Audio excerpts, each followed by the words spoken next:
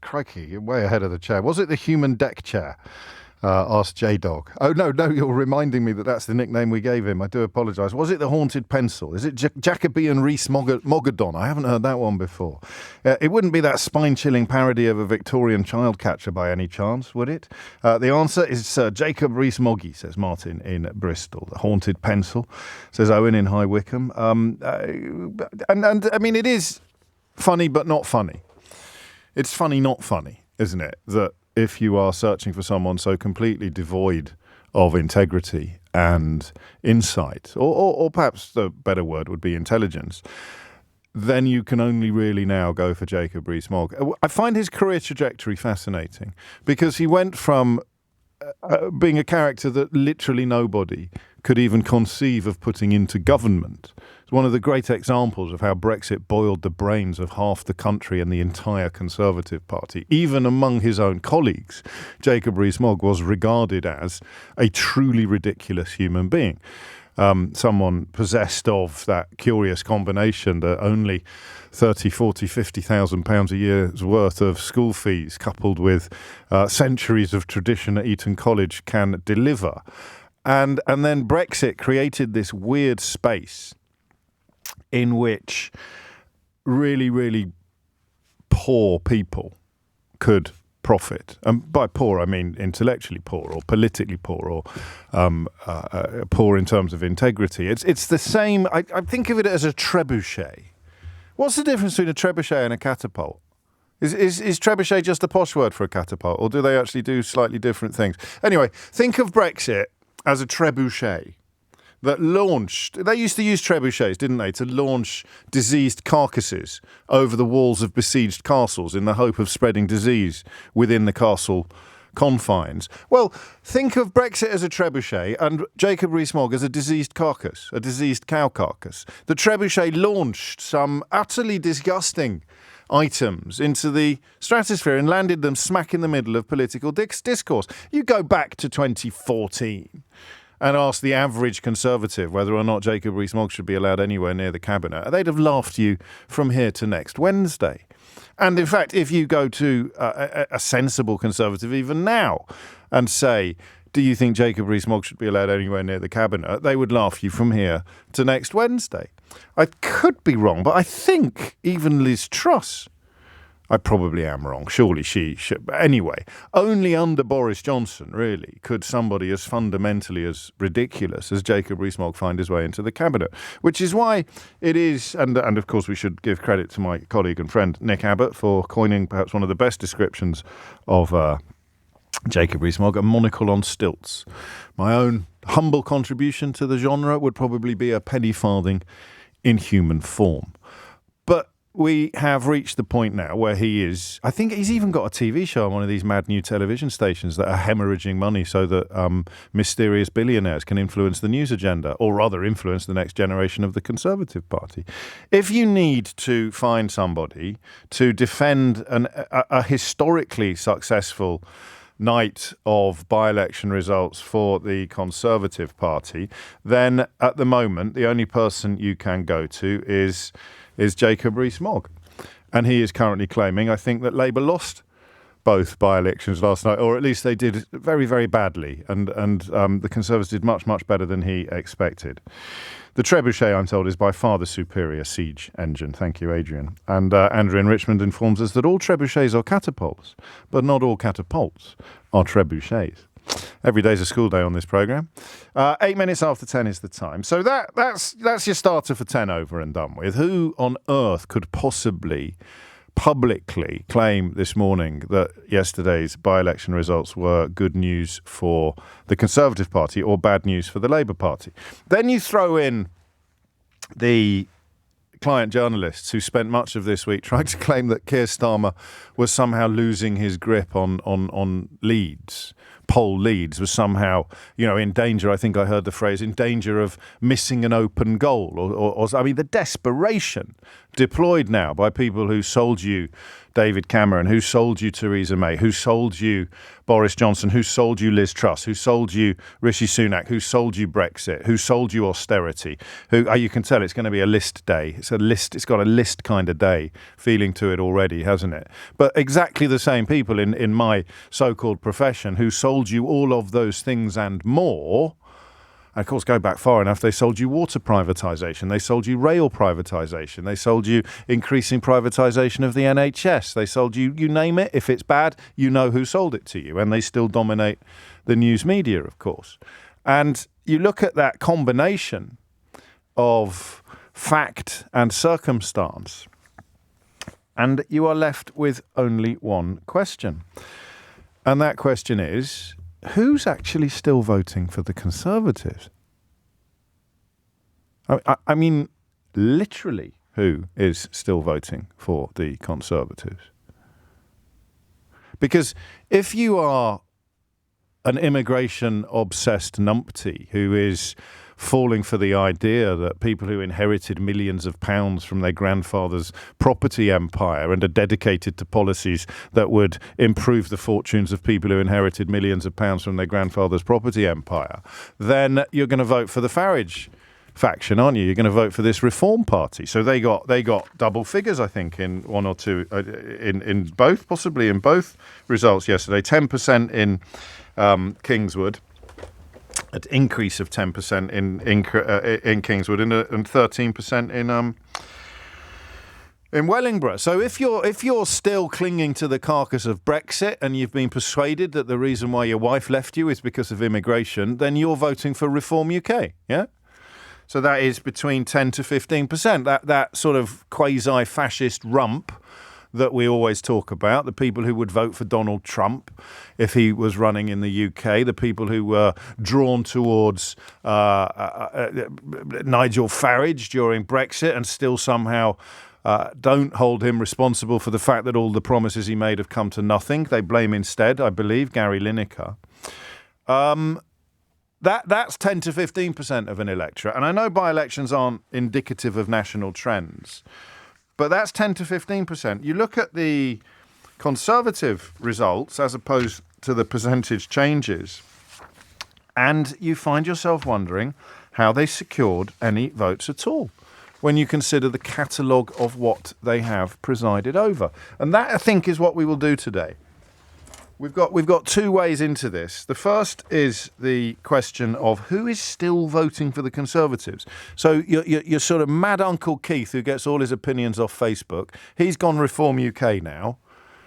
Who are the people that are still left voting for the Conservatives? Who actually are they? Because when you consider what they have done to this country, you find yourself concluding that they would surely either stay at home, hold their noses and vote for the Liberal Democrats or even the Labour Party, or actually, if they're properly following the facts, they would be drawn to a genuine and sincere vote for one of those parties instead.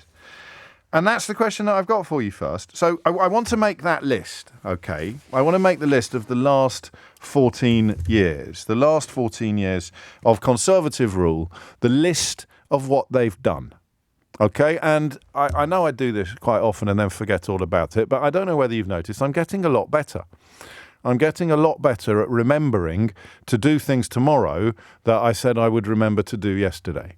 And a decent list of the greatest hits of post-2010 Tories is the perfect way to queue up the question of who on earth is still voting for them.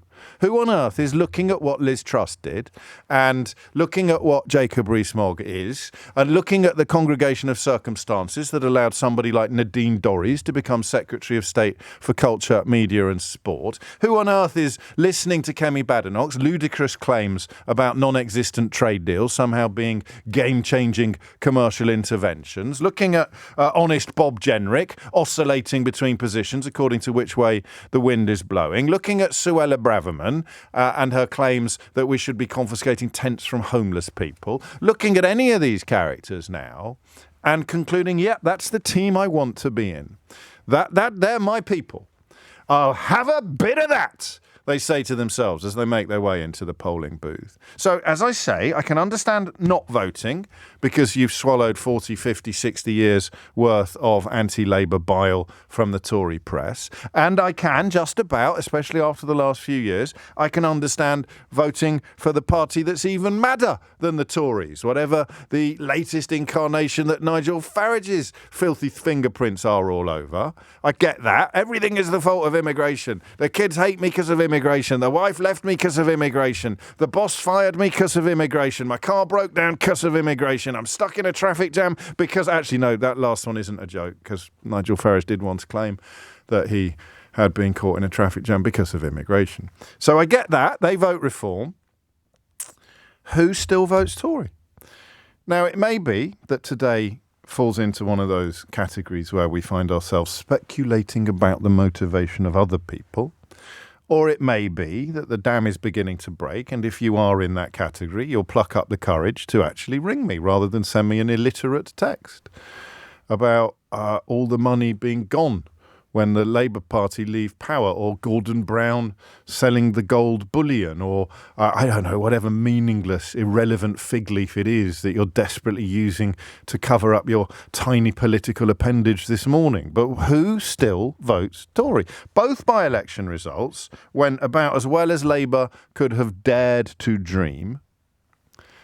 You can tell how well they went because Jacob Rees-Mogg is claiming they went badly. That's like the most useful thing Jacob Rees-Mogg ever does, to be honest with you. If you're doubting how well it went for Labour yesterday, just look at Jacob Rees-Mogg claiming it went badly. That's it. That's the proof. That's the pudding. Oh, and there's another one. There's a bloke called Rick Holden, who was doing the interview round this morning and was quite correctly asked by every decent journalist what the hell the Tories were playing at yesterday when they put out a clip of Sadiq Khan very briefly misspeaking about anti-Semitism. Do you remember earlier in the week I told you that I'd called Brianna Jai he instead of she for a nanosecond because I came back from a break intending to talk about something her dad had just said and went off on a bit of a tangent instead and talked about her and then said he and very quickly corrected myself to she. And I told you there was a weird corner of Twitter claiming that I'd misgendered her or deliberately, or that this was somehow evidence of my deep-rooted transphobia. And you can, when you do what I do for a living, and when you've been in this game as long as I have, you can laugh that off as the absolutely unhinged madness that it is. But could you imagine if a major political party had clipped that up, completely removed my immediate correction, and then put it out as evidence of what I really believe? So, look, if it's Wilhelmina bunch of numbers on Twitter with a bulldog avatar, then just get over yourself. But yesterday, the Conservative Party actually clipped Sadiq Khan describing the Labour Party's opposition to anti-Semitism, and briefly getting his words in a jumble and saying we are anti-racist and we are anti-Semitic. We are against anti-Semitism. They clipped off the last bit and they put it out from their official party account. And the chairman of the Conservative Party, quite correctly this morning, hauled up for the appalling editing and the mislead and claiming that it hadn't been edited. The act of clipping audio is literally editing. It's the dictionary definition of editing. Here's a clip. If we didn't edit it, it would never end. Here's a clip of Rishi Sunak, for example. Okay, now imagine that we hadn't clipped it at the end. Just seriously, imagine what would happen if we didn't clip this at the end. Midterm by-elections are always difficult for incumbent governments, and the circumstances of these by-elections were, of course, particularly challenging. Now, I think if you look at the results, very low turnout, and it shows that we've got work to do to show people that we are delivering on their priorities, and that's what I'm absolutely determined to do, but also shows that there isn't a huge amount of enthusiasm for the alternative in Keir Starmer and the Labour Party, and that's because they don't have a plan. And if you don't have a plan, you can't deliver real change. And when the general election comes, that's the message I'll be making to the country. Stick with our plan, because it is starting to deliver the change that the country wants and needs. No, we're not going to edit that. We're not. You see what he said? He said that we didn't edit it, we clipped it. They edited it because they stopped it at a point where the meaning it conveyed to the people listening becomes completely different from the words that Sadiq Khan actually said. That's disgusting lies. from Richard Holden, and if he wants to sue me, he can. Richard Holden, you're a disgusting liar. Absolutely disgusting, especially in the week that the Mayor has revealed AI, as in fake footage, is being used in an incredibly provocative and potentially dangerous fashion. People faking footage of the Mayor of London speaking, and now the chairman of the Conservative Party defending disgusting lies being put out by the Conservative Party's own Twitter account.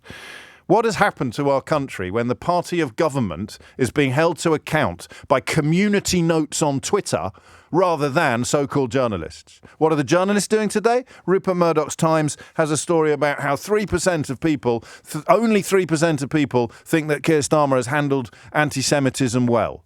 But if you read into the actual numbers below the headline, a majority of people think he's doing a good job. It is as if the truth has left the building and the Tories have waved it goodbye. The Tories have shown it the door. The Tories have broken what used to be proud British traditions. And yet still, in Wellingborough, 7,408 people voted for them. And in the other by-election in Kingswood, 8,675 people voted for the Conservative Party. So today the question is not how well did Labour do? The question is not what do these results tell us about the broader political picture? The question is not do the headbangers in the Reform Party now appear to have secured that guaranteed 10 to 15% of an electorate that the headbangers in any party will always secure? The question today is very, very simple. Who is still voting for these people? Who is looking at the last 14 years of national decline, the last 8 years of accelerated and utterly unnecessary national decline?